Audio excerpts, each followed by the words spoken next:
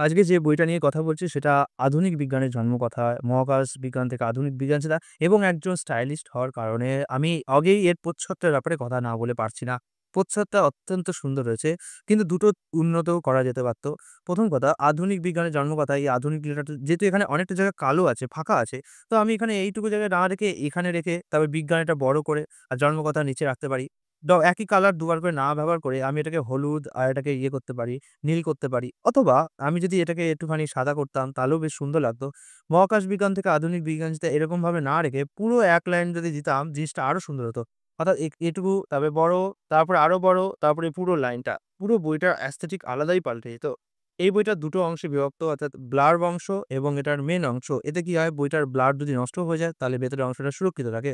বইটা যিনি লিখেছেন তার ব্যাপারে কিছুটা জানা যাক। তিনি অনেক আ দেখতে পাচ্ছেন রসায়ন বিজ্ঞানী প্রেসিডেন্সি কলেজে স্নাতকোত্তর অধ্যয়ন করেছেন। অর্থাৎ লেখকের যথেষ্ট যোগ্যতা আছে এই বইটার লেখার মতো। এমনটা তিনি সাহিত্য ফিল্ডে রয়েছেন এবং লিখেছে। এটা কিন্তু অবশ্যই গ্রহণযোগ্য যে বিজ্ঞান লেখার জন্য যথাযথ বিজ্ঞান ব্যাকগ্রাউন্ড অথবা বিজ্ঞান সম্বন্ধে জ্ঞান দরকার। ঠিক আছে? কারণ কল্পবিজ্ঞান আর বিজ্ঞান দুটোর মধ্যে আকাশ পাতাল তফাৎ আছে। কল্পবিজ্ঞানে তো টাইম মেশিনও হয়। কিন্তু বিজ্ঞানী একজন যিনি কল্পবিজ্ঞান লিখবেন তিনি কিন্তু কখনোই টাইম মেশিনের কথা ওরকমভাবে উল্লেখ করবেন না। ঠিক আছে? একজন বিজ্ঞানী কখনোই কল্পবিজ্ঞানকে সেই লেভেলে নেবেন না যেখানে কল্পবিজ্ঞান বিজ্ঞানকে মর্যাদাকে ক্ষুণ্ণ করেছে। যাই হোক এই বইটা কল্পবিজ্ঞানের বই তো নয়। এই বইটা হচ্ছে প্রবন্ধ বই। আর যারা সাহিত্য পড়ে তাদের জন্য প্রবন্ধ পড়া একটু অসুবিধার হয়। কারণ প্রবন্ধের মধ্যে না রস থাকে না। জ্ঞান তো থাকে, রস থাকে না। ঠিক আছে? এখানে আমি দেখতে পাচ্ছি বইটা ২০১৭ সালের প্রকাশিত এবং তখন দাম ছিল ৳১৫০। সত্যি কথা বলতে কি আজকের দিনে ৳১৫০ এরকম বই পাওয়া সত্যিই দুর্লভ হয়ে গিয়েছে। কারণ প্রিন্টিং কস্টের দাম বেড়েছে, ডিস্ট্রিবিউশন এর দাম বেড়েছে, মার্কেটিং অনেক খরচ বেড়েছে। আর আজকাল YouTube এর জন্য মানুষ বই পড়া এমনিই কমিয়ে দিয়েছে। সুতরাং আমিও অবশ্য YouTube এই তো বানাচ্ছি ভিডিওটা। কাকে আমি বলছি। যাই হোক, ১ম পর্ব হচ্ছে মহাকাশ বিজ্ঞান চর্চার সূচনা অগ্রগতি। আমি যদি এইভাবে যাই তাহলে হয়তো আপনাদের জন্য একটু অসুবিধা হবে। তাই আমি একবারে সূচিপত্র হিসাবে দেখিয়ে দিই। ১ম পর্বে আছে মহাকাশ বিজ্ঞান চর্চার সূচনা অগ্রগতি। এই অংশে লেখক সংক্ষেপে ব্যাখ্যা করেছে কিভাবে মহাকাশ বিজ্ঞানের চর্চা শুরু হয়েছিল এবং কিভাবে এটা এগেছিল। ২য় পর্বে হচ্ছে ইউরোপের মধ্যযুগীয় জ্ঞানবিদ্যার প্রতি আগ্রহ ও জাগরণিকতা।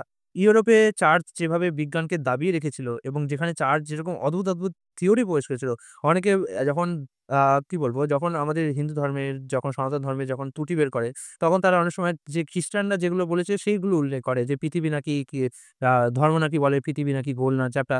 বাট সত্যি কথা বলতে কি সনাতন ধর্মে বা বৈদিক শাস্ত্রে কিন্তু বিজ্ঞানের যেরকম বর্ণনা আমি পড়েছি, সেখানে কোনো অবৈজ্ঞানিক জিনিস আমি দেখিনি। আমি কোথাও শুনিনি যে সনাতন ধর্মে পৃথিবীকে চ্যাপ্টা বলা হয়েছে। বরঞ্চ সবসময় সনাতন ধর্মে পৃথিবীকে গোল, ভূগোল বলা হতো। ঠিক আছে? এবং সনাতন ধর্মে সবসময় যে বিজ্ঞানের যে accuracy গুলো মেইনটেইন করা হয়েছে কাল গণনার দিক থেকে, যদি আপনারা সত্যি কোনদিন বৈদিক শাস্ত্র পাঠ করেন না, তাহলে আপনারা বুঝতে পারবেন। ঠিক আছে? ৩য় পর্বে আছে ইউরোপের নবচেতনা। ইউরোপে যখন বিজ্ঞানের একটা সময় ছিল যখন চার্চই ডমিনেন্ট করত যে কি হবে না হবে এবং চার্চ এতভাবে মানুষকে কন্ট্রোল করত এবং প্রভাবিত করেছিল যে লোকে একদম চার্চের কথাই বিশ্বাস করত। কিন্তু যখন কোপার্নিকাস বলতে এলো যে পৃথিবী সূর্যের চারিদিকে ঘুরছে না, সূর্যই বরঞ্চ সরি সূর্য পৃথিবীর চারিদিকে ঘুরছে না, পৃথিবী সূর্যের চারিদিকে ঘুরছে। কেউ বিশ্বাসই করত না। কারণ চার্চের মডেল অনুসারে এটা সম্ভব নয়। বাট ইউরোপে এ সময় নবজাগরণের সূচনা হয়েছিল। তার কথা আমরা এখানে পাবো। ৪র্থ পর্বে পাবো হচ্ছে মহাকাশ ও পদার্থবিজ্ঞানের আধুনিক চিন্তা ও চর্চার জন্মকথা। আর উপসংহারে পাবো আধুনিক বিজ্ঞান চর্চায় গ্যালিলিও এবং নিউটনের অবদান। বইটা খুবই সংক্ষেপে ডিল করেছে। মানে এখানে মহাকাশ বিজ্ঞানের সম্বন্ধে খুব ডিটেইল আলোচনা আমরা আশা করতে পারি না। অবশ্য এই বইটার যে আকার আকৃতি দেখছি যেটা অল্প মাত্র ১৩২ পৃষ্ঠার, সেখানে আমরা এত কিছু আশা করতেও পারি না। বাট স্টিল বলব বইটা অত্যন্ত ভালো কাজ করেছে। কারণ এইটুকু অবসরের মধ্যেও বইটা আমাদের এমন অনেক তথ্য ও উপপাদ্য আমাদের সংগ্রহিত করেছে যেটা আমাদের কিনা সত্যিই জানা দরকার।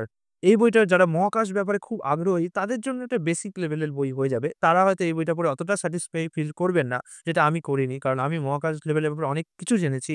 তাই জন্য আমার কাছে এটা অত্যন্ত বেসিক একটা বই হয়ে উঠেছে। বাট যারা মহাকাশ বিজ্ঞানের ব্যাপারে জানতে চাইছেন, সবে শুরু করছেন, তাদের জন্য কিন্তু এই বইটা একটা খুব ভালো বই হবে। কারণ এই বইটার ভাষা খুব কঠিন নয় যে আপনার বুঝতে একটু অসুবিধা হবে যে, "আরে কি বলে গেল? আমি তো কিছু বুঝতে পারলাম না। মাথার উপর দিয়ে চলে গেল।" বাই দ্য ওয়ে আমি যেগুলো বলছি সেগুলো আপনার মাথার উপর দিয়ে যাচ্ছে না তো? যদি যায় একটু নিচে প্লিজ কমেন্ট করবেন। যাই হোক, আরেকটা জিনিস ভালো লেগেছে যে এই বইটা যেমন ছবিও সংযোজিত করেছে, তেমনি ডায়াগ্রামও সংযোজিত করেছে। যদি আপনারা ছবি আর ডায়াগ্রাম না জানেন, তাহলে এটা হচ্ছে ডায়াগ্রাম যেটা আপনাকে একটা জিনিস বোঝায়। আরেকটা হচ্ছে ছবি যেটা আপনাকে শুধু দেখায়, বোঝায় না কিছু। তো এই বইটা ছবি ও ডায়াগ্রাম সংগৃহীত করেছে। বাট আমার মনে হয় একটুখানি কালারিং কোনো ডায়াগ্রাম বা ছবি যদি সংগৃহীত করত, তাহলে বইটা আরেকটু ভালো হতো। বাট সেক্ষেত্রে বইটার দামও হয়তো একটু বৃদ্ধি হতে পারত। বাট সেটাও লেখক খেয়াল রেখেছে যাতে বইটার দাম খুব বেশি বৃদ্ধি না হয়। আর বেশি কিছু ডায়াগ্রাম নেই। খুব স্টার এবং কিছু ভূগোলের ডায়াগ্রাম রয়েছে দেখে হয়তো ভয় পেয়ে যাবেন যে কি না কি আছে, বাট চিন্তা করবেন না। অতটাও ভয় পাওয়ার কিছু নেই। হ্যাঁ, বইটা পড়ার জন্য এবার কেমন নলেজ দরকার? বেসিক ভূগোল আর বেসিক মহাকাশ নলেজ কিন্তু বইটা পড়ার জন্য একটু দরকার। যদিও আমি বললাম যে যারা মহাকাশ ব্যাপারে জানতে চান তাদের জন্য বইটাই বেসিক, বাট স্টিল আপনাদের বইটা পড়ার জন্য কিছু ভূগোলের নলেজ হবে। যদি আপনি স্কুলের লাস্ট বেঞ্চার হন এবং পড়ায় ভূগোলে একদমই মনোযোগ না থাকে তাহলে বইটা প্লিজ ধরবেন না।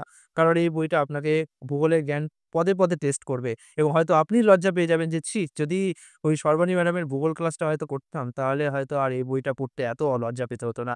যাই হোক, এইটুকু ছিল আজকের কাজ। আবার নতুন একটা ভিডিও নিয়ে উপস্থিত হব।